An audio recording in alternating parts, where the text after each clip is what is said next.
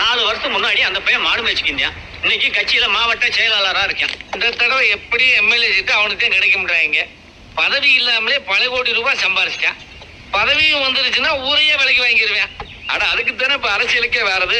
பின்ன பொதுமக்களுக்கு சேவை செய்ய வராய. சேவை செய்ய நல்ல ஒரு அரசியலுக்கு வந்தது அந்த காலம். அப்புறம் பணத்துக்காகவும் பவுசுக்காகவும் பணக்காரன் பூரா அரசியலுக்கு வந்தேன். இப்ப கட்ட பஞ்சாயத்து பண்றவனும் களவாணித்தனம் பண்றவனும் காசு பணத்துக்காக அரசியலுக்கு வர்றேன்.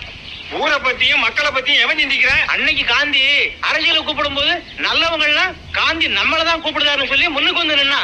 ஆனா கெட்டவன் ஒதுங்கிட்டான். இன்னைக்கு தலைவன் அரசியலை கூப்பிடும் போது கெட்டவங்க எல்லாம் நம்மளதான் தலைவன் கூப்பிடுதான்னு சொல்லி முன்னுக்கு வந்து நிக்கிறான். நல்லவங்க எல்லாம் அப்படியே ஒதுங்கிடுறாங்க. ஐயா இன்னைக்கு காந்தியை பத்தி பேசினா கேட்கிறவன் சிரிப்பான் ஐயா. இன்னைக்கு இருக்கிற அரசியலுக்கு 500 ரூபாய் நோட்டும் அரைப்பாட்டு சாராயமும் ஒரு ஒட்டும் பிரியாணி தான் போதும் ஐயா. சரியா சொன்னப்பா. இது எங்க போய் முடியும்?